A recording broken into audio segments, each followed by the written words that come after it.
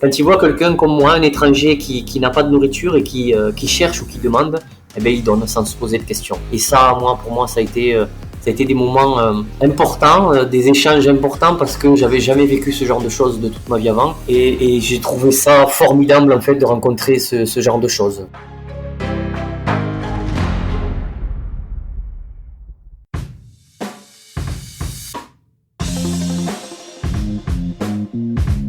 Hello, c'est Loïc Blanchard, le créateur et host du podcast indépendant Les Frappés.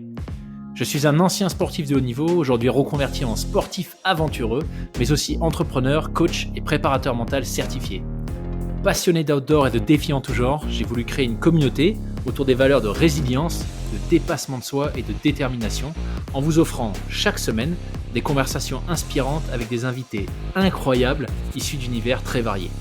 J'ai reçu aussi bien des athlètes olympiques que des entrepreneurs à succès, des aventurières professionnelles ou encore des anciens des forces spéciales. Leur point commun, la passion pour leur projet et l'audace de se lancer. Alors fonçons ensemble découvrir mon invité de la semaine. Excellente écoute à vous les frappés.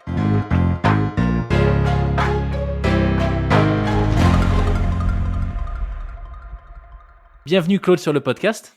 Merci. Ravi de t'accueillir. Je suis impatient que tu nous en dises plus sur ton parcours, tes aventures, notamment une aventure toute récente dont tu viens de revenir avec quelques péripéties assez remarquables. D'ailleurs, c'est comme ça que moi je t'ai découvert. Donc, mais écoute, je n'en dis pas plus. Je te laisse peut-être nous expliquer qui est Claude et ce que tu fais. Ouais. Alors, Claude Caz, 39 ans. Ancien légionnaire, ancien marin à la Marine nationale, ancien boxeur pro, taille, et ancien technicien sur plateforme pétrolière. Donc c'est une vie où Wow. c'est une vie atypique et surtout mouvementée où je sais que j'ai depuis tout le temps j'ai besoin de voyager et j'ai toujours cherché et trouvé des métiers qui me permettent de le faire. Excellent. Et alors, tu disais ancien légionnaire et dans la marine. Ouais. À quel moment est-ce que tu en es sorti du coup et qu'est-ce qui fait que tu as décidé de revenir dans le civil? En fait, la marine, c'était de 2000 à 2003. J'étais spécifiquement sur le porte-avions Charles de Gaulle. J'ai arrêté uniquement parce que il y a des contrats, tu fais le début et la fin, et puis ben, si tu décides pas de renouveler, ben, tu continues ta vie civile. Par contre, pour la Légion étrangère, ça a été différent. Ce sont des contrats de 5 ans. Et moi, j'ai décidé en fait d'arrêter avant, tout simplement parce que je suis quelqu'un qui aime la compétition, le challenge et le dépassement de soi et les voyages. Donc du coup, quand arrivé aux 3 ans dans la Légion, quand on m'a dit qu'il y avait plus de missions en fait extérieures et que j'avais déjà fait le tour de tous les stages de survie, du moins pratiquement tous, j'ai décidé en fait de quitter la maison de la Légion pour revenir dans le civil et pour rebondir justement à ce moment-là sur les plateformes pétrolières. Waouh. Ça a été l'appel de l'aventure du coup qui a été plus fort. Ouais, tout à fait, ouais. Excellent. Et ok, et donc si je comprends bien, après les plateformes, c'est là où tu t'es consacré vraiment pleinement au sport de haut niveau. Alors, je sais pas d'ailleurs si il y a eu que le trail dans le haut niveau que tu pratiques, mais entre autres le trail. Et c'est là où les aventures ont commencé, hein, si j'ai bien compris. Il y a une petite passe après les plateformes qui est de 2 ans, environ 2 ans, où j'ai bossé sur Genève en tant que frontalier. Et après ces 2 ans, je suis revenu à la maison, à Béziers, pour être plus proche de ma famille. Et puis, ben, c'est quelques mois plus tard où j'ai décidé, en fait, euh, comme à son habitude, c'est-à-dire comme je le fais tout le temps, c'est-à-dire que je m'écoute souvent, en fait, surtout dans ce que je ressens. Et à ce moment-là, j'ai eu une envie d'Antarctique. Et franchement, C'est dans la réalité une réelle difficulté de monter une expédition en Antarctique et on expliquera ça un peu plus tard bien évidemment parce que l'Antarctique est prévu donc pour 2022. Mais c'est une réelle difficulté dans tous les domaines, hein, que ce soit l'équipement, la logistique, le transport, la finance, les entraînements, c'est vrai, c'est une réelle difficulté. Et c'est toujours mon obsession et mon rêve encore aujourd'hui. Mais bon, voilà, il y a eu le Covid qui a suivi beaucoup d'entraînements que je me suis moi-même Hmm. donné au moment où c'est que je m'étais dit que j'allais faire l'Antarctique et dont des tests. Moi, j'appelle ça comme ça. J'appelle des tests parce que c'est vrai qu'après plusieurs mois d'entraînement intensif, je parle de 6 heures d'entraînement par jour au quotidien parce que j'avais décidé d'arrêter ma vie professionnelle pour me consacrer à justement cet objectif, tout en essayant d'apporter quand même le minimum pour ma famille, même si j'ai la chance d'avoir une compagne qui continue à travailler et qui nous permettent, entre autres, avec ce que j'amène, de pouvoir subvenir aux besoins. Mais, mais voilà, j'avais besoin de me tester parce que je pense que de toute façon, tout explorateur, tout aventurier ou tout sportif, quel qu'il soit, de petit ou très haut niveau, doit se tester pour savoir exactement ce que son corps en termes d'énergie peut lui fournir pour faire une petite ou longue distance. Et moi, c'est ce que j'ai fait. Mais alors, comment est-ce que tu te testes justement pour une expé en Antarctique qui est quand même. Enfin, je suis pas un expert de Béziers, mais je crois que vous n'avez pas trop de glace la plupart du temps. Donc, comment est-ce que. Quel type de test est-ce que tu as imaginé pour pouvoir savoir où est-ce que tu en étais? Alors en fait, si tu veux, je le dis parce que c'est la réalité. J'ai pas fait les grandes écoles pour pas dire, je suis pas allé très très loin à l'école. J'ai arrêté l'école à 15 ans pour partir travailler tout de suite. Moi, j'avais aussi ce besoin de. Je suis plutôt quelqu'un de manuel. J'ai démarré par le travail de la maçonnerie générale. Mais ce que je veux dire avant d'expliquer ça, c'est que je réfléchis avec ma propre logique avant de commencer à aller chercher des explications sur Internet ou par des médecins que j'ai en contact aujourd'hui. Donc, je me suis dit déjà dans un premier temps, si toi tu peux pas aller dans des endroits parce que géographiquement et financièrement ça coûte excessivement cher de se déplacer, essaye Ouais. de faire venir les climats ou l'altitude ou le froid jusqu'à toi. Et en fait aujourd'hui nous sommes quand même en 2021 et nous pouvons faire plusieurs choses de ce genre-là pour pouvoir réaliser des tests. Donc les tests de l'altitude c'est très simple. Bien évidemment, il y a toujours des gens qui sont pour, et il y a toujours des gens qui sont contre ce genre de choses, mais moi, j'ai voulu tester. Encore une fois, je pense qu'il vaut mieux essayer et avant de juger plutôt que de parler d'une chose que l'on ne connaît pas. Et donc, j'ai décidé de me mettre un masque, en fait, dans mes entraînements, un masque qui simule l'altitude, donc qui te met en hypoxie, pour justement pallier à ces problèmes donc d'altitude que j'aurai éventuellement quand je serai en Antarctique puisque c'est une montée en fait des premiers pas jusqu'à la fin de cette expédition qui sera organisée en Antarctique. Tu fais que monter en fait tout le long et ça peut aller jusqu'à 2000 mètres. Donc voilà, Ah oui. il fallait pallier ce problème là. Donc j'ai trouvé le masque qui pour moi c'est que mon avis personnel hein, encore une fois qui pour moi fonctionne puisque ça m'a donné et ça continue à me donner des résultats. Donc je continuerai toujours à l'utiliser. Et en plus, j'ai envie de dire que aujourd'hui, ça fait plus de 2 ans que je l'utilise. Je vais pas prétendre non plus à être le premier à l'utiliser, mais peut-être sur une période aussi longue, il est possible que je le sois. Dans un deuxième temps, pour le froid, là, ça a été un peu plus difficile mais j'ai envie de dire que tout le monde dans sa ville a des sociétés ou des entreprises qui génèrent quelque chose qui est en rapport avec le froid, et donc qui ont des congélateurs qui soient à moins 10, moins 20 ou voire jusqu'à moins 60 selon les entreprises. Et moi j'ai la chance sur Béziers d'avoir dans mes connaissances quelqu'un qui a une entreprise où il y a des congélateurs donc de moins 25 jusqu'à moins 60 degrés. Donc déjà, ouais, ça a été un premier test.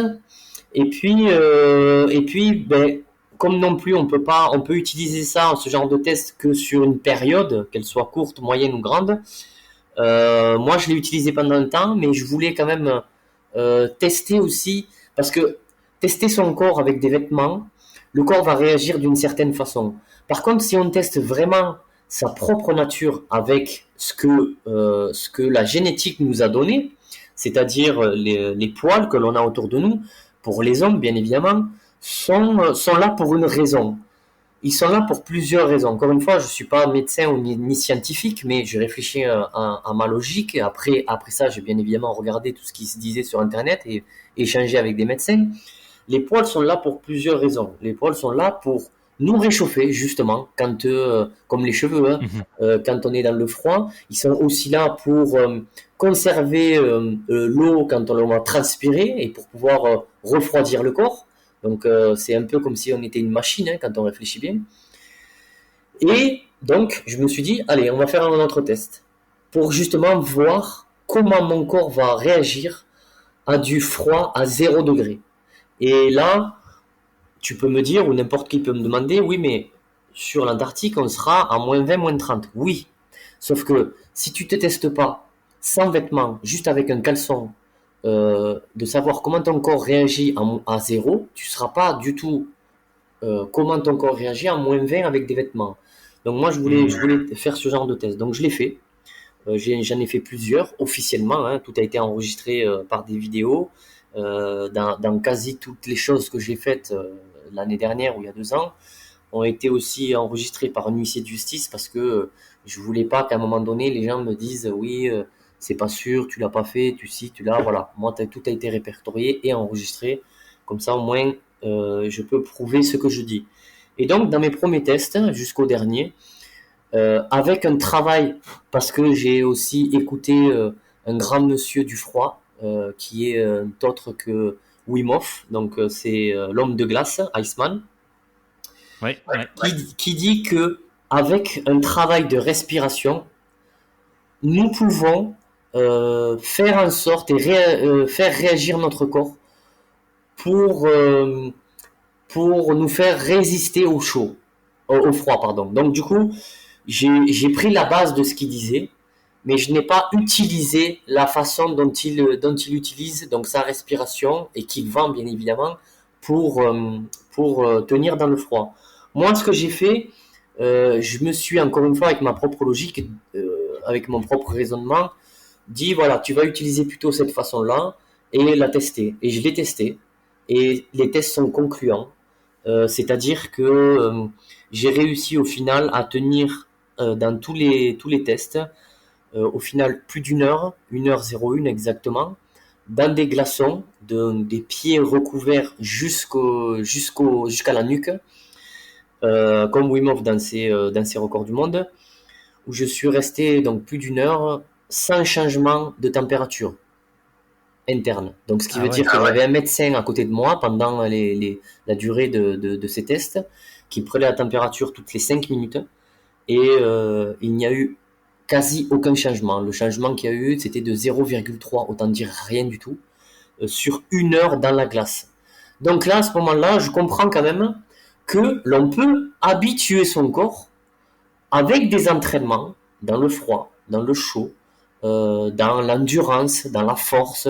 Le corps, en fait, est un outil que l'on peut moduler en fonction des entraînements, et moi, je compte bien l'utiliser, en fait, pour essayer justement d'utiliser le moins d'énergie, puisque ce qu'il faut savoir, pourquoi on brûle jusqu'à 7000 calories jour, ce qui est énorme, hein, en sachant que une personne normale brûle par jour 2000 à 2500 calories jour. 7000 jours sur l'Antarctique, ce n'est pas uniquement parce que l'on va marcher pendant une journée, donc de 8 à 10 heures.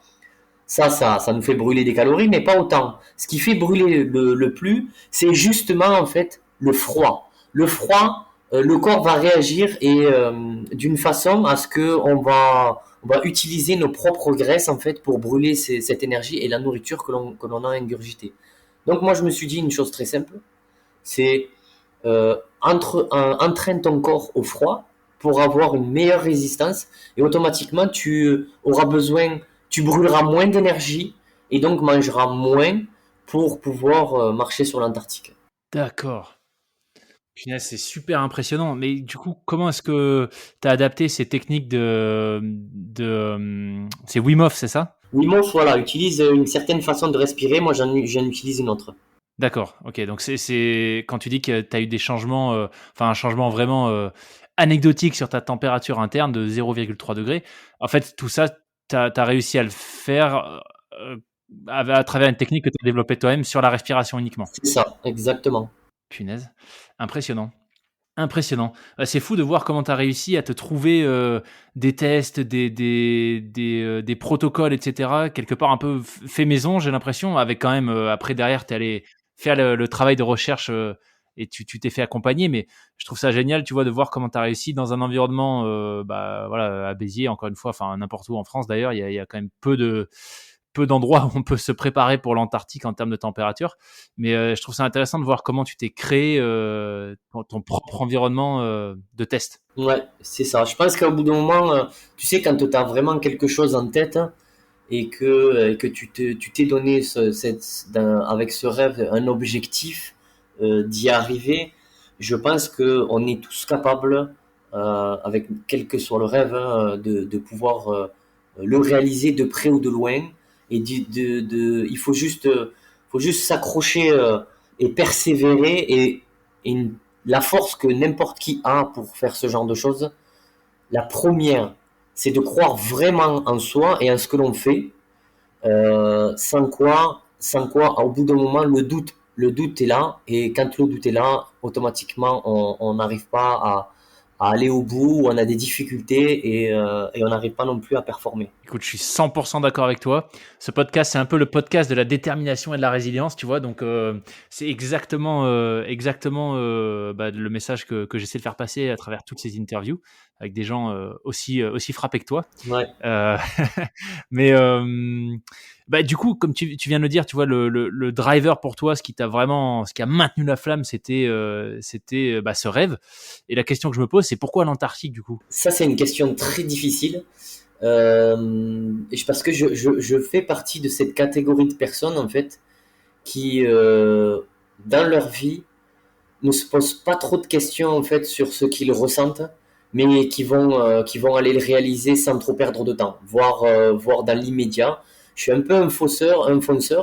Je fonce à tête baissée et uniquement après, je vais regarder ce qui va se passer. Oh, bien évidemment, aujourd'hui, j'ai 39 ans, donc avant de foncer, je réfléchis un peu, je prends quelques températures, mais pas trop longtemps quand même, parce que j'ai toujours ce sentiment, en fait, cette attraction qui m'attire dans tel ou tel endroit, ou de faire telle ou telle chose, parce que c'est ça et pas autre chose ou pas autrement. Ouais. Donc voilà, je me pose pas trop de questions. Ce qui parfois, j'imagine, enfin, ce qui parfois, c'est ta façon d'aborder les choses, évidemment, mais euh, peut-être parfois sur certains défis, il vaut peut-être mieux, tu vois, être tout de suite dans l'action, foncer et pas trop se donner le temps de la réflexion parce que bah, parfois il y a des projets qui sont vraiment beaucoup plus gros que nous, qui peuvent un peu faire peur. C'est ça. Et dans ces situations, on va peut-être mieux, tu vois, tout chousse, on y va à fond. En fait, ce qu'il faut se dire, en fait, c'est que il y a des moments pour s'arrêter, réfléchir et poser les choses et avancer. Mais il y a d'autres moments, c'est ce que je pense encore une fois, ce n'est que mon opinion, il y a des moments où il ne faut pas réfléchir, il ne faut pas se poser et il ne faut pas attendre, faut le faire au moment où on le ressent, parce que enfin moi je suis partie encore une fois de cette catégorie de personnes qui n'aiment pas avoir des regrets ou des remords, et je préfère mille fois le faire au moment où je le sens et je le ressens, plutôt que ne pas le faire ou ou attendre trop longtemps et ne pas l'avoir fait à la période où je le pensais.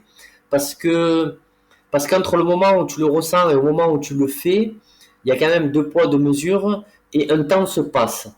Et justement, Ouais. on a aussi une répercussion autour de ce que l'on dit, ce que l'on fait, et de comment on réagit autour de nous.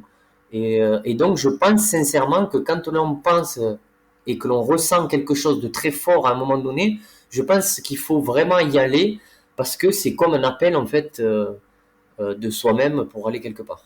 Très beau message. Et l'Antarctique justement, bah, même s'il y avait l'appel et que tu t'y es préparé, de la meilleure, façon possible, la réalité c'est que, bah, tu as été rattrapé par, entre autres le covid. Ouais. Et donc si je me trompe pas, un petit peu au dernier moment, tu as réorienté ton projet et tu es parti sur, un extrême opposé, c'est ça? C'est ça. Comme je viens de le dire là juste maintenant, je rebondis sur ça. Effectivement, il y a ce que l'on ressent et ce que l'on a envie de faire, et donc on part, on fonce pour faire ce genre de truc. Et il y a ce qui se passe autour de nous. Et la plupart du temps, ce qui se passe autour de nous, on n'a pas le contrôle sur ça. On a le contrôle de sa propre vie et donc de ses choix, mais on n'a pas le contrôle de tout ce qui se passe autour de nous. Donc, on part pour faire quelque chose et on voit qu'en face de nous, il y a un obstacle ou il y a un retard. Je pense qu'à ce niveau-là, euh, il faut rebondir sur autre chose. Et moi, c'est ce qui s'est passé pour l'Antarctique. Quand j'ai eu l'agence de voyage qui organise justement le Groenland et l'Antarctique, qui me dit voilà, le Groenland, ça va pas être possible. Et donc, Antarctique, il va falloir reporter aussi. Et donc, moi, à ce moment-là, je me dis bon, ok. Je me dis pas ouais, t'es dégoûté ou ce genre de truc. Non, du tout. Je rebondis, je me dis bon, il faut que je trouve une autre expédition pour 2021 parce que je suis prêt physiquement et mentalement à partir, à faire quelque chose physique, voilà, comme je viens de le dire, physiquement et mentalement, mais aussi humainement. Et c'était vraiment important pour moi. Et là, j'ai plusieurs années d'expédition en tête, hein. Sincèrement, j'en ai plein dans la tête. Je suis capable d'écrire plein de scénarios sur plein de choses à faire. Mais là, il y en avait deux devant moi. Je voulais absolument marcher le long d'un Nil. Et pour pas dire le plus long ou l'un des plus longs, le plus long étant l'Amazonie, donc 7400 mètres, 7400 km, pardon. Et comme je connaissais un peu l'Amazonie, du par la Guyane avec la Légion étrangère, je m'étais dit, bon, c'est compliqué pour la période au moment où je le suis, et puis c'est compliqué sur le moment. Là par contre, pour le coup, il faut vraiment préparer ce genre d'expédition parce que c'est compliqué. On rentre dans des endroits et des pays qui sont excessivement dangereux, voire plus que ce que j'ai fait, ou d'une autre manière en tout cas. Et donc là, il vaut mieux avoir une bonne organisation et un bon suivi. Et donc là, je rebondis sur le Nil. Et c'est vrai que je pense sincèrement, on va dire, allez, entre 70 et 80% des Français à qui on va poser la question, si je vous dis le Nil, vous pensez à quoi? Ils vont tout de suite répondre l'Égypte. Ouais, c'est vrai. Et j'ai fait partie de ces 70-80% jusqu'à ce que je m'intéresse à cette expédition et jusqu'à ce que je la monte. Et au moment où j'ai réfléchi, je me suis dit, bon, je vais partir sur le Nil. Ben écoute, on va partir à la chasse à l'information. Et là, je découvre qu'il y a justement quelques années de ça, une équipe de 3-4 personnes, néo-zélandais et britanniques, qui ont monté cette expédition et donc qui ont fait ces plus de 6000 km le long du Nil, d'une façon ou d'une autre, hein, à pied, en bateau, des fois en véhicule, parce que voilà, on n'a pas le choix de traverser des zones dangereuses, animales ou humaines. Et donc ils l'ont quand même fait en groupe, donc les plus de 6000 km, de sa source au Burundi jusqu'en Égypte. Et là, on apprend, du moins moi j'ai appris à ce moment-là, que la source du Nil n'est pas, comme certains documentaires le disent, en Ouganda, c'est-à-dire au lac Victoria, mais au Burundi, où justement il y a des chercheurs et des scientifiques qui ont trouvé cette source parce qu'ils avaient les instruments et l'équipement adéquats pour suivre cette source-là. Donc à ce moment-là, je me dis, bon, c'est combien de kilomètres? Ben, c'est quand même 6000. Il y en a qui disent 6600, il y en a qui disent 6800. Bon, en tout cas, dans ces eaux-là, c'est plus de 6000, donc c'est le plus important. Et je me dis, une phrase que je me dis à chaque fois, en fait, que je veux faire quelque chose, si eux, ils y sont arrivés, je peux y arriver aussi. Tout simplement. Hmm. Je pense qu'il faut réellement partir dans ce type de mentalité quand l'on décide de faire quoi que ce soit qui pour nous est une difficulté. On a chacun notre niveau de difficulté qui est totalement différent. Pour une personne, faire 10 km, c'est une difficulté qui est énorme. Pour quelqu'un d'autre, 6000 km, comme pour moi, c'est un autre niveau. Mais on a chacun nos difficultés et je pense que si tout le monde fonctionne comme ça, il arrivera toujours à faire ce qu'il fait. Et donc une phrase que Monsieur Horn dit, et moi j'adore cette phrase-là, c'est une personne, et je crois vraiment en ça, une personne ordinaire est capable de faire des choses pas ordinaires, il suffit qu'il s'entraîne, c'est tout. Mhm. Et donc à ce moment-là, je monte cette expédition en moins de 3 mois, tout compris, l'équipement, la logistique, la communication, les contacts, tout. Ce qui est fou, puisque quand je discute avec d'autres explorateurs et aventuriers, ils m'ont dit, Claude, t'as fait un truc de fou. C'est faire ça en moins de 3 mois, c'est quand même. Il y avait un budget prévisionnel qui était d'environ 20 000 euros, puisque là, je le cite, cette expédition, le but ultime de cette expédition n'était pas que je marche plus de 6 000 km de sa source à son embouchure, mais qui était pendant cette expédition que moi je puisse apporter en fait des médicaments à la population africaine dans le besoin par le biais d'ONG locales avec qui j'étais en contact et que j'ai rencontré tout le long de mon chemin parce que pour moi la santé est primordiale, surtout avec ce que l'on vit en ce moment, et que sans la santé en fait on peut rien faire. Donc en plus de ça, donc de ces médicaments qui ont été apportés et acheminés, et je vais y revenir plus tard, euh, c'était de les aider aussi par un moyen financier, grâce à mes sponsors, et je les remercie, pour les aider, ces ONG, dans leurs propres actions qu'ils avaient, puisque la plupart des ONG que nous avons aidées, moi et mes sponsors, étaient des ONG qui aidaient des orphelins ou des enfants abandonnés, c'est-à-dire que leurs parents n'étaient pas décédés, mais voilà, ils ont été abandonnés, et des femmes vulnérables, c'est-à-dire des femmes qui étaient par contre aussi abandonnées par leur famille ou leur mari avec des enfants.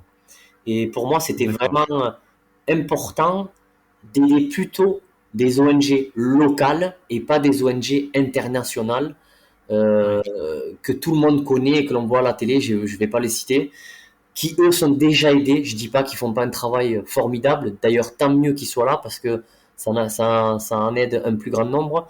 Mais je voulais aider toutes ces petites, moi, en fait, qui n'étaient pas connues, tout simplement. D'accord. Donc il y a vraiment une grosse dimension au-delà de l'aspect sportif. Je trouve que c'est intéressant que tu le soulignes, parce que bon, évidemment que au fur et à mesure que tu vas nous en parler, je pense que ça va être assez clair pour tout le monde que d'un point de vue mental et physique, ce que tu as fait, c'est juste, enfin c'est juste dingue. Mais c'est intéressant de savoir que voilà, parmi les motivations qui t'ont amené à prendre le départ, à créer le projet très rapidement, il y avait quand même, il y avait cet aspect d'aide. Ouais, tout à fait. Excellent. Alors du coup, bon, t'apprends que tu peux pas partir en Antarctique. Ça faisait combien de temps que tu le préparais? Plus d'un an, c'est ça?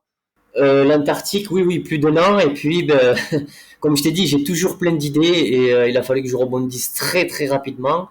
Parce qu'en plus, comme je suis pas bête, j'ai quand même regardé les gens qui l'ont fait avant moi. Et justement, ils étaient partis le 31 mars pour partir sur cette expédition. Mais eux, ça a duré beaucoup plus longtemps. Je crois de mémoire que ça a duré quelque chose comme 9 mois. Mais 9 mois parce que ils ont pas fait que marcher, ils se sont aussi arrêtés sur le chemin pendant quelques jours avec des locaux chez l'habitant. Voilà, c'est aussi pour ça que ça a duré aussi longtemps. À l'inverse de moi, où c'était vraiment plus une marche, il y a eu quelques échanges, bien évidemment, avec des locaux. J'ai été chez l'habitant aussi quelques fois, mais très très peu, puisque moi, mon objectif était surtout d'avancer de pays en pays pour rencontrer ces ONG et surtout voir ce que, avec l'aide qu'on allait leur apporter, voir de mes propres yeux tout ce qui allait être fait. Alors moi, la première question que je me pose, c'est comment tu as fait, puisque bon, ça faisait un bon moment que tu t'entraînais pour l'Antarctique avec toutes ces spécificités et puis notamment, enfin surtout la météo. Et comment est-ce que tu as fait pour, au-delà de l'aspect logistique et financement, comment est-ce que tu as fait en 3 mois pour tout de suite, tu vois, être clair sur ce qu'il allait falloir que tu mettes en place pour une météo et tu vois, des conditions climatiques qui ont juste absolument rien à voir. Totalement. Alors, du coup, la chance que j'ai, c'est que je suis un sudiste et que on va dire les températures, elles sont pas celles de l'Afrique. Attention, on n'a pas du 40 à 50, voire plus selon certains pays que j'ai traversés. Mais il fait quand même très chaud. Donc, moi, la chaleur, j'ai jamais eu aucun problème. Même quand je travaillais sur plateforme pétrolière, je voyageais sur l'Afrique de l'Ouest. J'ai jamais eu souci avec la chaleur. Donc c'est pour ça aussi que je me suis dirigé vers cette expédition et pas une autre. En plus de pouvoir aider ces ONG, c'est que tout ça me parlait. Donc je savais que j'allais traverser de la savane, je savais que j'allais traverser des marais, de la jungle, de la forêt, du désert. Et donc qu'est-ce que j'ai fait? J'ai fait une chose très simple et très logique. J'ai regardé avec l'outil qui est très bien, c'est Google sur Internet, et j'ai fait mes propres recherches pour savoir les périodes que j'allais traverser, le moment, à peu près le temps que j'allais mettre pour traverser tel ou tel pays, et quel est le climat à ce moment-là. Et toutes ces informations m'ont permis de me dire que justement, si l'autre équipe avant moi l'avait fait en groupe à cette période-là, c'est qu'il y avait une bonne raison. Et effectivement, après avoir regardé et pris toutes ces informations, c'était le bon moment. Le 31 mars était un bon début, le bon début de cette expédition, parce que quand on arrive au Burundi, le climat est favorable. On est sur des températures qui se rapprochent de celles du sud de la France. Et en Tanzanie, c'est la même chose après. Et en Ouganda, les températures commencent un peu à augmenter. Mais du coup, qu'on a marché sur le Burundi et la Tanzanie, on commence aussi à s'acclimater à tout ce qu'il va Ouais. avoir. Et c'est exactement ce qui se passe. Le corps, comme je l'ai dit tout à l'heure, est une machine et il s'adapte très vite. Et quand j'arrive en Ouganda, donc je m'adapte.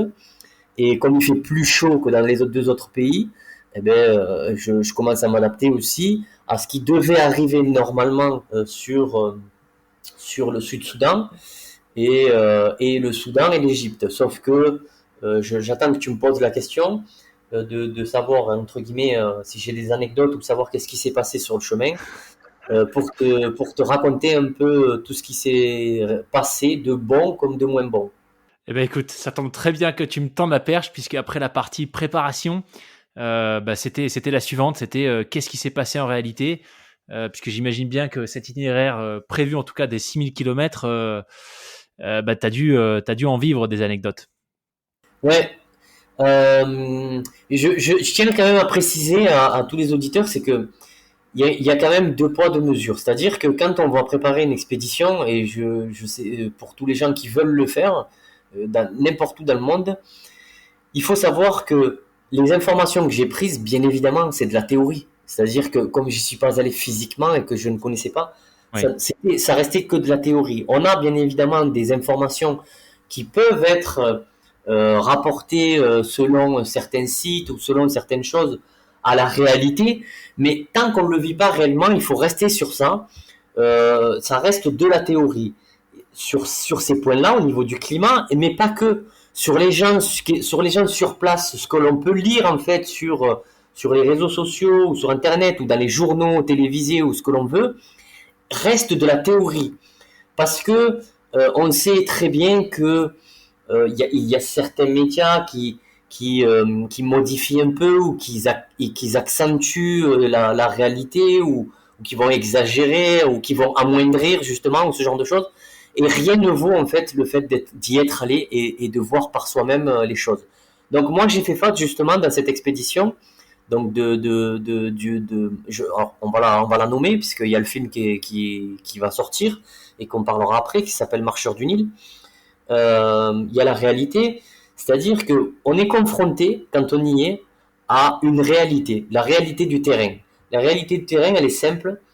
Je pensais que j'allais être confronté donc à tous ces changements de climat, changements de terrain et tout ça. Je l'ai été, mais civilisé. C'est-à-dire que j'ai pas tant de rencontré d'animaux sauvages que ça, malgré que j'ai été dans des pays où justement les animaux sauvages restent quand même en liberté, ou dans des parcs nationaux qui sont en liberté. J'en ai pas rencontré tant que ça. Donc du coup, quand on voit dans certains documentaires que les gens, voilà, tout ça, c'est pas tout à fait vrai. Dans la réalité, si on rentre pas ou si on traverse pas un parc national et que l'on est accompagné dans ce parc national, on va pas réellement voir des animaux sauvages comme les lions ou les éléphants ou ce genre de choses. D'accord. Ça peut arriver, bien évidemment, parce que comme ils sont en liberté, il y a quand même des guides qui surveillent les limites, entre guillemets, de ces parcs et qui font en sorte donc de garder ces animaux dans le parc. Mais il peut arriver, bien évidemment, des moments où on va les rencontrer. Moi, j'ai eu cette chance, pendant mon expédition, de pouvoir justement rencontrer certains animaux sur mon chemin qui étaient un peu sortis, on va dire, de leur zone dite de frontière, comme des éléphants. Ça a été des moments magiques que j'ai vus de mes propres yeux, puisque j'avais jamais vu d'éléphants en vrai et surtout très proche de moi. Euh, on commence à comprendre un peu tout ce qu'on avait vu sur National Geographic, c'est-à-dire voilà, quand il y a des éléphants qui ont les oreilles un peu, si tu veux, qui bougent, qui sont ouvertes à vous, un peu comme un chou, on comprend en fait que c'est une façon de se méfier de l'homme, ce genre de choses. On comprend que quand il y a des hippopotames qui sont pas loin, parce qu'encore une fois, on a regardé ce genre de documentaire, on comprend aussi que il faut pas s'amuser avec eux. C'est pas des sont pas nos amis. Ils sont mignons, mais ce ne sont pas nos amis. Ils sont très agressifs. D'ailleurs, une petite anecdote sur ça, sans pour autant les avoir dérangés, entre guillemets, parce qu'il y avait quand même une distance entre eux et moi. Il y a un mâle, le mâle dominant, qui protège justement sa tribu, entre guillemets, qui se sentait menacé et qui a, dans la barque où j'étais, la pirogue exactement, est venu proche de nous et en dessous et a essayé de nous soulever. Donc, Ah oui. ouais, non, non. Donc ça, c'est la réalité. Et une fois qu'on est soulevé et qu'on est mis dans l'eau, comme il est là pour protéger justement sa tribu, lui, tout ce qu'il veut, en fait, c'est vous attaquer. Ça fait partie de son instinct et de vous mettre entre guillemets euh, dans un contexte où vous ne pouvez plus bouger entre guillemets. Voilà. Donc ils viennent, ils vous attaquent. Hein. Ça, c'est la réalité. J'ai aussi rencontré des crocodiles, très peu, parce que justement dans les chemins où je suis allé, il y a beaucoup de civilisations et quand il y a de civilisations, il n'y a plus de crocodiles, parce que comme il y a de la civilisation et des habitats, il y a peut-être des années de ça, les hommes ont été attaqués et pour éviter justement ça, ils ont fait la chasse aux crocodiles. Et donc, du coup, à chaque fois qu'il y a une civilisation, il n'y a pas de crocodile ou quasi pas de crocodile. Les crocodiles, maintenant, savent que quand il y a une civilisation, ils ne s'approchent pas ou sinon ils vont être chassés. Et, D'accord. et puis, après, oui, il y a des animaux qui sont fous, on les connaît, ce sont les, euh, les babouins qui sont au niveau de ces pays-là, la Tanzanie, l'Ouganda, ils sont là, ils sont sur le chemin. Pareil aussi, hein, tant qu'on s'approche pas trop près et qu'ils se sentent pas menacés, ils vous attaquent pas. Encore une fois, petite anecdote, moi j'étais en train de marcher justement à un moment donné dans un parc et puis ben il y a pareil le mâle dominant qui s'est mis à me poursuivre et donc j'étais avec mon sac et j'étais en train de courir en fait pour euh, éviter de me faire attaquer par un babouin. Euh, et puis ben, écoute, suite à ça, les rencontres humaines, socioculturelles avec les habitants ont été extraordinaires parce que les Africains en général, sur une grosse majorité, vraiment pour pas dire un 80, 90 ou 95%, ils sont généreux, ils sont accueillants, ils sont tout ce qu'on veut.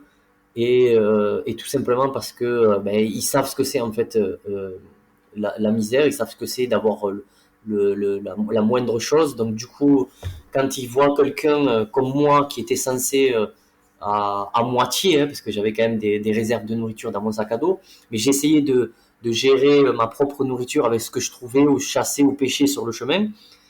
Quand ils voient quelqu'un comme moi, un étranger qui n'a pas de nourriture et qui cherche ou qui demande, eh ben, il donne sans se poser de questions.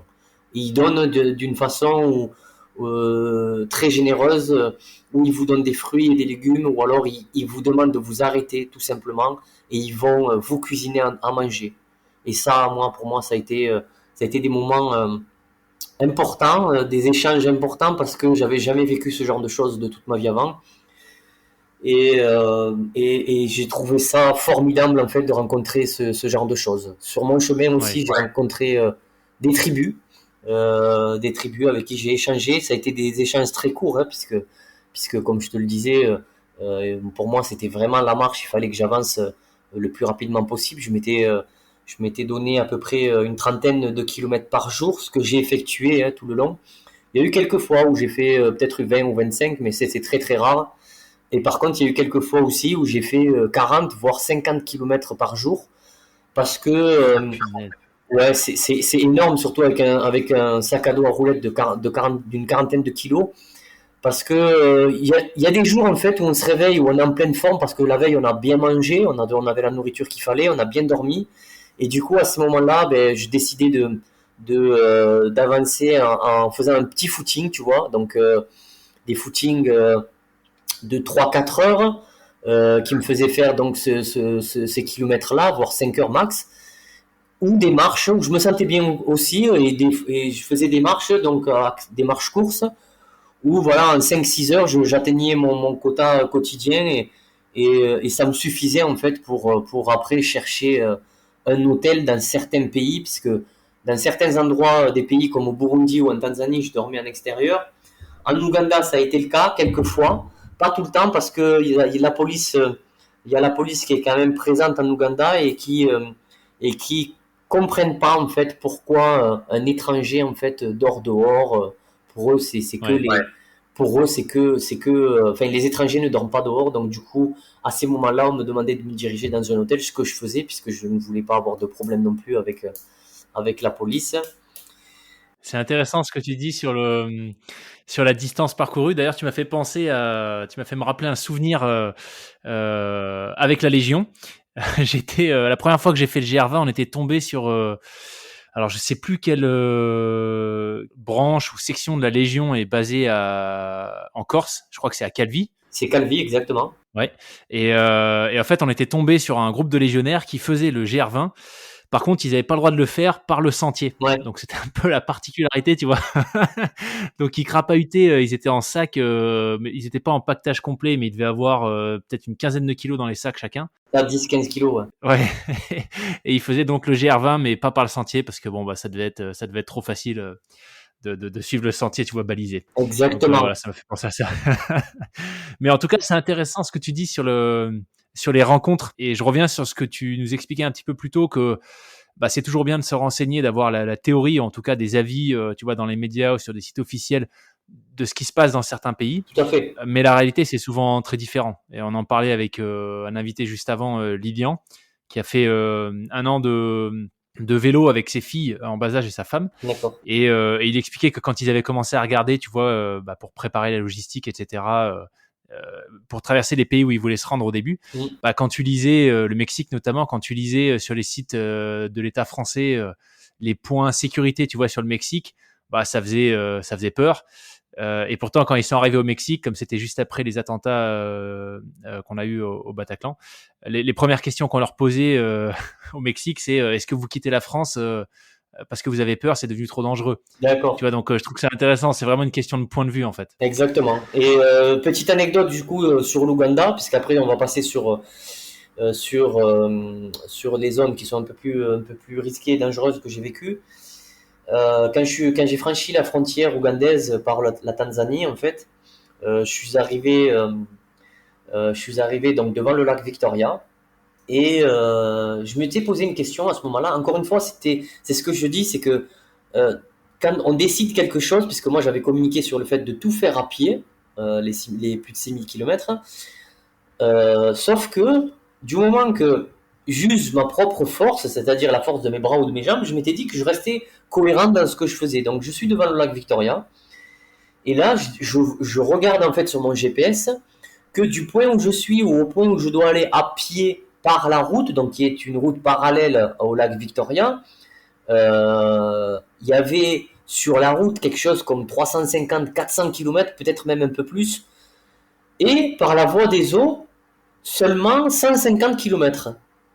Et là, je me dis, attends, mais il n'y a pas à réfléchir. Je me dis, il faut qu'on fasse ça par la voie des eaux, tu vois. Et puis, ça serait intéressant de pouvoir essayer un autre moyen, tu vois. Et donc, là, je trouve un pêcheur qui est là et je lui demande et je lui propose justement s'il est OK, en fait, pour m'accompagner sur sa pirogue euh, pendant le temps qu'il faut. Je sais pas, au début, je savais pas combien de temps ça allait mettre. Et lui, il me dit, je connais très bien. Il faudra mettre 3 jours et 2 nuits pour arriver au point où vous voulez aller. Et je lui dis, est-ce que c'est faisable pour vous? Il me dit oui. Donc du coup, après, le monsieur, bien évidemment que je le paye le montant dont il pêche normalement les poissons pendant 3 jours. Et puis on prend de la nourriture sur le bateau. Et pendant 3 jours et 2 nuits, on vit sur le bateau, on dort sur le bateau, on pagaille sur le bateau. Wow. Et ça a été vraiment une expérience folle et j'avais jamais vécu ça de toute ma vie. Et encore une fois, une très très belle expérience. Donc voilà, je voulais vraiment citer cette petite anecdote. Et là maintenant, je rebondis vite fait avant de te parler des choses horribles et mauvaises sur des choses qui sont beaucoup plus belles parce que je tiens quand même à préciser à nos auditeurs que cette expédition, pour moi, a été magnifique dans l'ensemble, même si je vais raconter des choses qui sont horribles. Parce que le plus important pour moi dans cette expédition était vraiment d'apporter ces médicaments à titre significatif à ces ONG qui travaillent avec des cliniques et des hôpitaux et cette aide financière à toutes ces personnes qui avaient besoin, qui faisaient partie donc de ces ONG. Et j'ai pu voir et passer du temps avec ces gens-là. À chaque fois, j'ai au moins passé un jour et une nuit avec ces ONG pour pouvoir mieux échanger, mieux comprendre aussi leurs besoins. Et d'ailleurs, aujourd'hui, après cette expédition, ça n'a pas été un contact d'une seule fois, donc d'un one-shot. Aujourd'hui, j'ai toujours contact avec eux et je vais continuer tant que je le peux à les aider d'une façon ou d'une autre. Et, Super. et du coup, voilà, c'était beau, vraiment, ces moments avec eux. Euh, voilà, c'est des quotidiens, des choses du quotidien que nous, on a ici en tant qu'occidental et qui pour nous sont normaux. C'est-à-dire, je tire mon mitigeur et j'ai de l'eau. Là-bas, les enfants et les femmes, en fait, doivent faire des kilomètres à pied et pieds nus, bien évidemment, pour aller chercher de l'eau pour la journée. Donc le lendemain, ils font exactement la même chose. Ouais. Euh, et surtout, ce n'est pas de l'eau potable. Ça, c'est important de le dire. Ils ont un réel besoin d'avoir donc de l'eau potable. Après, bien évidemment que leur corps s'est habitué puisqu'ils grandissent avec certaines eaux. Mais ce qu'il faut savoir aussi, c'est qu'il y a encore aujourd'hui en Afrique des enfants qui meurent de gastro à cause de l'eau. Parce qu'il y a les bactéries qui sont dedans et qui vont tuer des enfants parce qu'ils n'ont pas les médicaments. Et moi, c'est ce que je souhaitais leur apporter avec les médicaments que je leur apportais grâce à un partenaire pharmacien. C'était vraiment pouvoir leur apporter cette chose-là, même si c'était qu'à titre significatif, parce que j'avais pas non plus un conteneur de 1 tonne avec moi, j'avais juste Oui. mon sac à dos de 40 kilos. Mais je tenais vraiment à apporter ce geste-là parce que pour moi, c'était vraiment trop important. Mais mis à part ça, euh, c'est des moments magiques et magnifiques de voir vraiment ces enfants euh, grandir, s'épanouir et échanger, sourire surtout parce qu'ils vivent avec le strict minimum. Mais vraiment, je parle pas que de nourriture hein, et d'eau. Je parle de vêtements, je parle d'éducation au niveau scolaire. Ils vivent vraiment avec le minimum. Ils n'ont pas école tous les jours malheureusement parce qu'ils peuvent pas. Voire il y en a qui ne vont pas à l'école pendant un temps et ces ONG essaient de leur donner ce genre de choses et ça c'est vraiment très important et de leur apporter bien évidemment tout ce qui est vital pour leur vie. Donc voilà, ça c'était un point super important pour moi et c'est pour ça que je souhaitais le dire maintenant Ouais. parce qu'on va passer sur des choses qui sont très difficiles à raconter et à entendre aussi pour nos auditeurs. Donc voilà, la partie, on va dire, moins belle de cette expédition, c'est aussi le Sud-Soudan, quand je le franchis, où il y a, où après seulement 10 kilomètres de la frontière, je suis avec un guide, parce que voilà, là je sais que je franchis un pays qui est à risque et dangereux, et qui est pas en zone rouge, mais là où j'allais marcher, c'était quand même en zone orange, et pas très loin des zones rouges, enfin voilà. Donc je prends un guide avec moi et seulement après quelques kilomètres, en fait, un carambolage de voiture euh, dû à un chaos créé par des terroristes armés qui étaient là et qui sévissaient en fait sur la seule route principale allant sur Djouba. Et les gens apeurés en fait se rentraient dedans et carambolage de je sais pas combien de voitures et les gens étaient accidentés euh, et c'était horrible de voir ça parce que déjà dans un accident c'est pas beau à voir dans n'importe quelle circonstance, mais là d'en voir blessés et certains qui n'ont pas survécu après qu'on soit parti, c'est voilà, c'est je le souhaite à personne de vivre et de voir ce genre de choses. Et voilà, donc on a essayé avec le guide en arrivant dans ces accidents de donner les premiers soins, ça c'était important pour moi et pour lui. Seulement, voilà, en écoutant les locaux qui parlaient, qui disaient oui, ils sont pas loin, on peut pas rester, alors qu'ils étaient blessés à terre, ils perdaient leur sang, mais ils avaient peur qu'ils viennent prendre leur vie en fait, tout simplement, hein. Donc, et malgré leurs blessures et leur perte de sang, ils voulaient absolument partir et pour eux c'était leur priorité puisque c'était vital. Donc voilà, ça a été ma première rencontre horrible et donc pour éviter que moi aussi je fasse partie de ces victimes-là et après avoir essayé d'aider un maximum de personnes hein, tant que l'on pouvait, on est revenu sur l'Ouganda où j'ai pris un vol pour me diriger directement sur Khartoum au Soudan et là ça va être la deuxième plus mauvaise rencontre sauf que là elle a été un peu plus physique. Euh, je je fais la rencontre après 3 jours au Soudan, dans un campement qu'il y a non loin, après quelques kilomètres. Je pose mon campement et puis je décide de dormir comme je le fais tout le temps, hein, normal à l'extérieur. Je trouve quelque chose. On est dans le début du désert. Et puis là, il y a deux personnes qui viennent m'agresser à la machette. Et Ah ouais. ouais, c'était horrible. Je j'ai pas réfléchi sur le premier que j'ai vu. En fait, ils étaient venus une première fois sans rien et puis ils ont attendu en fait que je m'endorme. Ils sont revenus une deuxième fois avec des machettes, sauf que à ce moment-là, j'ai qu'une seule personne en face de moi.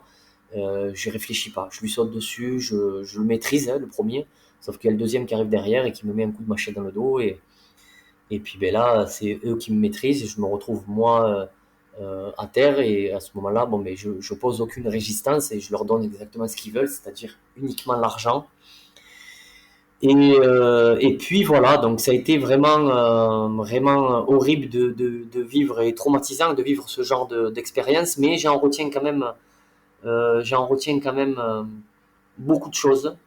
Je sais que je referai pas les mêmes erreurs et surtout si je peux donner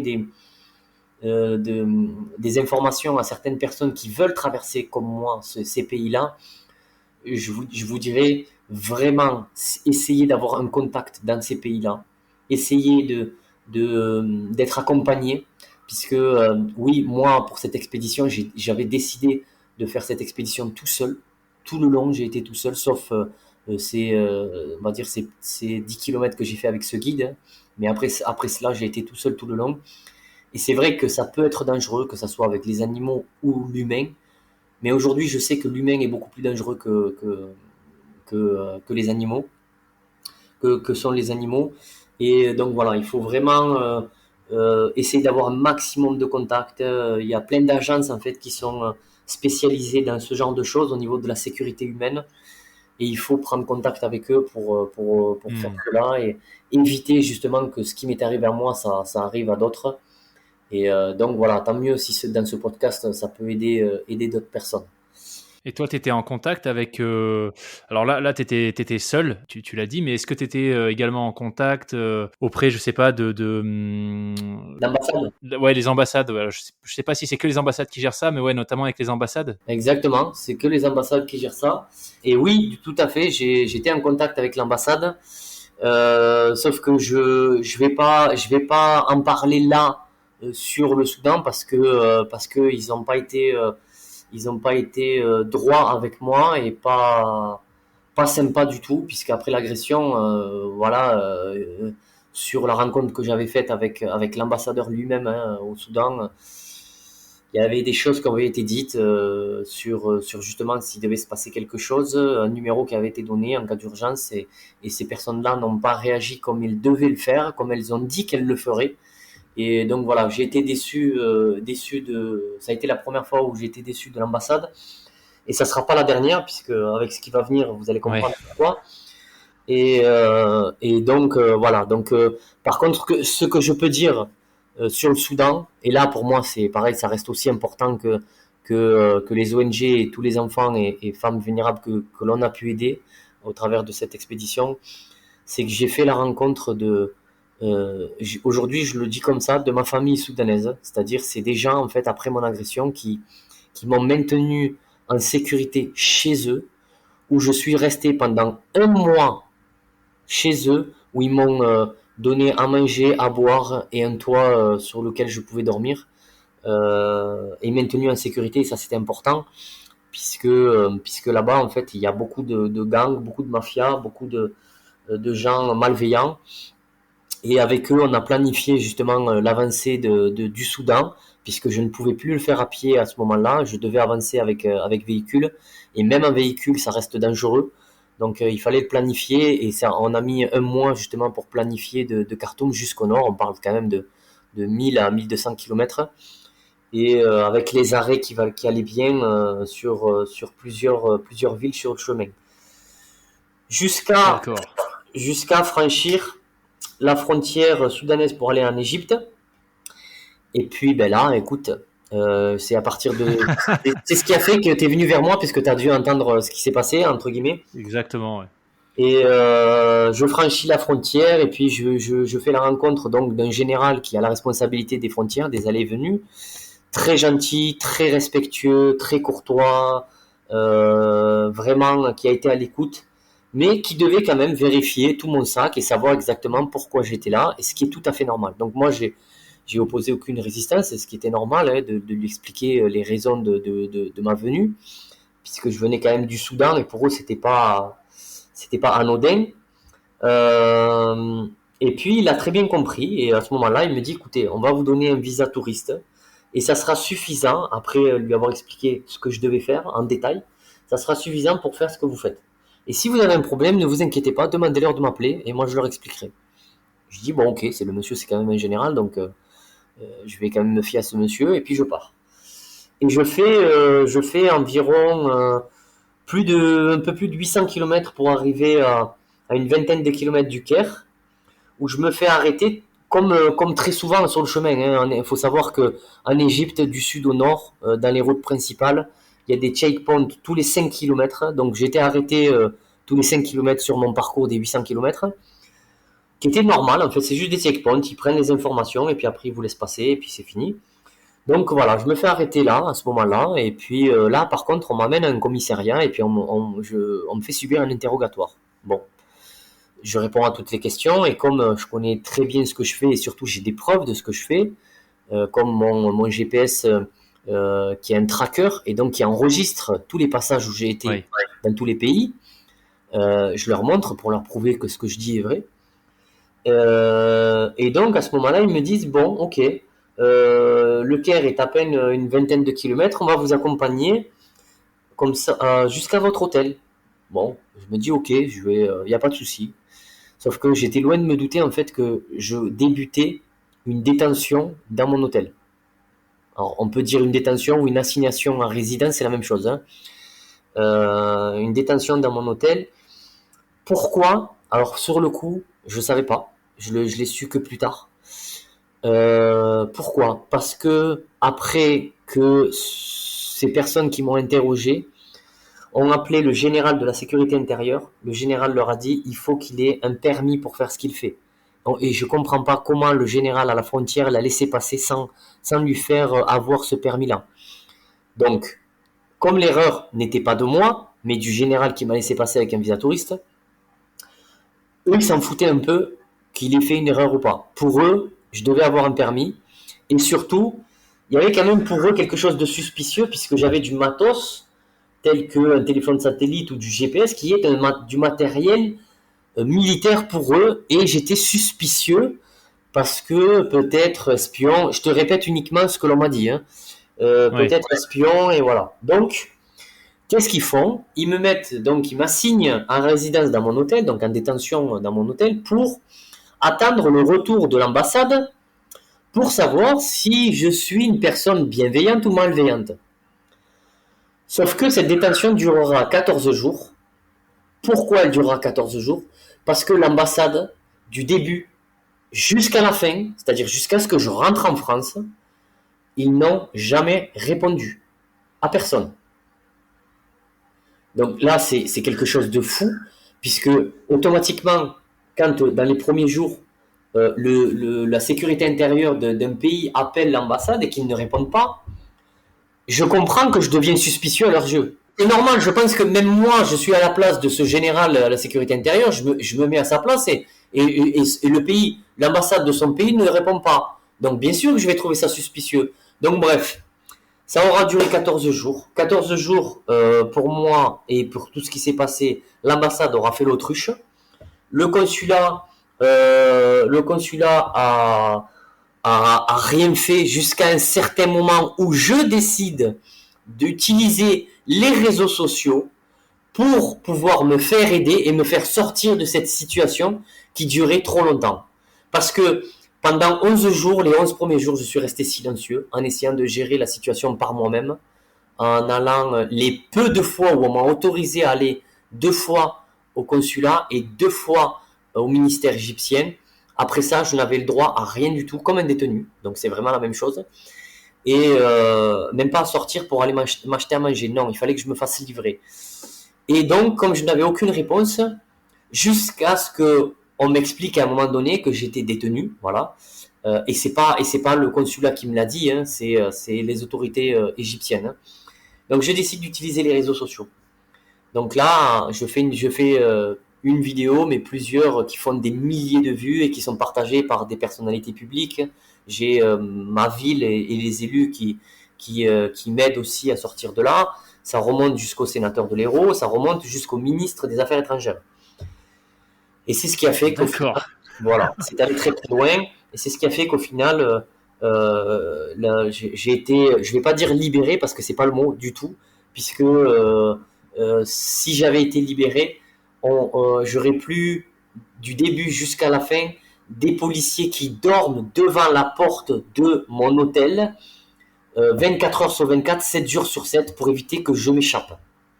Donc, en fait, c'est comme des matons qui sont devant la porte d'une prison et ben, t'as pas le droit de sortir tant qu'on ne te donne pas l'autorisation pour aller marcher ou dans une cour. C'était exactement la même chose. Et au final, pour m'accompagner jusqu'à l'aéroport où je serai comment dire mis en attente dans une grande à côté d'une grande cellule où il y a des interrogatoires avec tous les détenus. Donc c'était à ce niveau-là. Donc j'ai pas été libéré jusqu'à la fin. Par contre, j'ai été accompagné jusqu'à la fin par la police pour que je puisse prendre cet avion-là. Punaise. Alors celle-là d'histoire, elle est incroyable. Incroyable mais vrai. Ouais, incroyable mais vrai, ouais. Mais ouais, c'est bon, sans forcément, parce que j'imagine, enfin, et en tout cas, ça se comprendrait qu'il y ait pas mal de frustration de ton côté, le simple fait de pas vraiment comprendre pourquoi il n'y a pas eu de réponse, venant de l'ambassade alors que C'est ça. tu avais besoin de support. Tu vois, j'imagine bien que ça crée pas mal de frustration, mais sans forcément commenter ce que l'ambassade a fait ou pas. Mais comment est-ce que toi, tu as géré du coup cet imprévu? Tu le disais un peu plus tôt, il y a plein de choses en expédition qu'on ne contrôle pas. Là, pour le coup, tu contrôlais absolument rien. Donc, comment est-ce que tu as géré, toi, ces 14 jours mentalement? En fait, et comme j'étais dans un hôtel, il y avait quand même une Française qui vivait dans cet hôtel et qui parlait égyptien. Ça a été ma traductrice pendant tout le long, puisque les policiers ne parlaient pas anglais. Euh, Comment j'ai géré ça? J'ai essayé pendant un temps jusqu'à ce que je fasse les vidéos qui étaient virales sur les réseaux sociaux, de ne pas dire toute la vérité à ma famille parce que j'avais pas envie de les inquiéter. J'ai quand même une compagne et des enfants qui sont encore petits, donc je voulais pas les apeurer ou ce genre de choses, ni ma famille et mes amis. Et donc en fait je me suis mis une pression en fait et donc voilà ce qui m'a valu de m'affaiblir, de m'amaigrir, de psychologiquement aussi de m'atteindre à un certain moment jusqu'au point stop qui m'a dit c'est bon, c'est maintenant, utilise ta dernière carte qui sont les réseaux sociaux et voilà donc ce qui, entre autres, ce qui m'a maintenu, c'est tout ce que je viens de te dire, et surtout, c'est le soutien de cette personne que je vais citer quand même parce qu'elle le mérite. Elle s'appelle Lina, qui m'a aidé, qui m'a soutenu sur le moment. Et pour te dire que c'est vraiment incompréhensible pour tout le monde, c'est que même le patron de l'hôtel n'avait jamais entendu ce genre d'histoire auparavant, jamais. Et ce sont des Égyptiens, donc voilà. Mais aujourd'hui, j'en veux pas au gouvernement égyptien ou aux Égyptiens en général, hein. C'est vraiment là, pour moi, les fautifs, c'est l'ambassade. S'ils avaient répondu dès le départ, il n'y aurait pas eu tout ça. Après, Hmm. oui, il y a une frustration à ce niveau-là, de toujours pas savoir encore aujourd'hui quels ont été les tenants et les aboutissants pour savoir pourquoi ils n'ont jamais répondu. La frustration aujourd'hui, elle est plus physiquement, hein. Pour moi, je parle du petit athlète que je suis, je dirais de ce manque qui, sur les plus de 6 000 kilomètres à faire, il me manquait les 178 kilomètres à faire du Caire pour arriver jusqu'à la mer Méditerranée. Donc ça, oui, effectivement, ça a été une petite frustration, une pilule que j'ai avalée, bien évidemment, hein, au moment où j'ai revu ma famille, et l'émotion était là, et voilà, ça a été beaucoup plus facile, mais bon, pour moi, le job a été fait. J'ai vu les ONG, j'ai donné ce que j'avais à donner. Et puis, ben voilà, ça a été le plus important. Super message. Et du coup, du début à la fin, tu disais que pour certains, ça a pris 9 mois. Toi, tu as eu, même si voilà, il te manquait ces 170 kilomètres qui sont franchement anecdotiques, vu les distances que tu as parcouru et puis ce que tu as dû gérer, mais ça t'a pris combien de temps au final pour aller de la source jusqu'à cet hôtel? 4 mois et demi, en sachant qu'il a fallu que je saute la partie sud-soudanaise et Oui, une petite partie du Soudan, puisque ben, à cause des conflits ethniques au niveau et dangereux. Voilà, ça a été la seule partie que j'ai dû sauter, puisque voilà, c'était vraiment trop dangereux et moi, j'avais pas organisé et fait cette expédition au péril de ma vie, même si à un moment donné, voilà, ça a été le cas. Mais tant que j'ai pu avoir moi les actions et le choix de dire bon ben je vais sauter cette partie-là parce que c'est au péril de ma vie, je l'ai fait. Après qu'on m'ait attaqué sur le chemin, là, c'est des choses qu'on contrôle pas, donc tu subis les oui. choses. Ce que je trouve fascinant dans tout ton récit, c'est que, en fait, que ce soit le meilleur ou le pire, ça a été l'homme. Tu vois, c'est-à-dire que tu as commencé par nous raconter que globalement, enfin, toutes les choses incroyables qui se sont passées, les moments de partage, de découverte, ces 3 jours avec ce pêcheur, enfin, c'est complètement improbable, qui visiblement sont des expériences, tu vois, qui t'ont vraiment marqué. Tu parlais de ta famille soudanaise. Donc, il y a vraiment le meilleur où il y a, en fait, ça a été ces rencontres. Mais le pire, c'est ça qui est fou, je trouve, c'est que ça a aussi été des rencontres, bon, pour le coup, un peu moins bonnes, où la façon dont d'autres personnes ont, ont décidé de te porter assistance ou pas. C'est ça. Donc, moi, c'est un peu la leçon que je retiens, tu vois, de tout ce que tu viens de nous partager, c'est que bah c'est vraiment c'est l'homme qui fait la différence en fait dans toute expédition. Tout à fait, tout à fait. Et puis, ben, pour finir, j'ai envie de te dire, voilà, comme je t'ai dit tout à l'heure, il y a le film qui sort. S'il y a des auditeurs qui sont du côté de Béziers, les alentours, qui sort donc le mois prochain, qui sera au cinéma Mon Ciné Polygone Béziers le 13, 15 et 16 octobre. Et donc j'ai envie de dire allez le voir puisque ça reste quand même une belle histoire. Et puis ça a été réalisé par Anne-Flore Tarnot franchement qui a fait un travail formidable sur une chose qui est importante aussi, c'est que je me suis filmé vu que j'étais tout seul avec ma GoPro et il y a quelques éléments très peu d'éléments mais quelques éléments filmés au téléphone.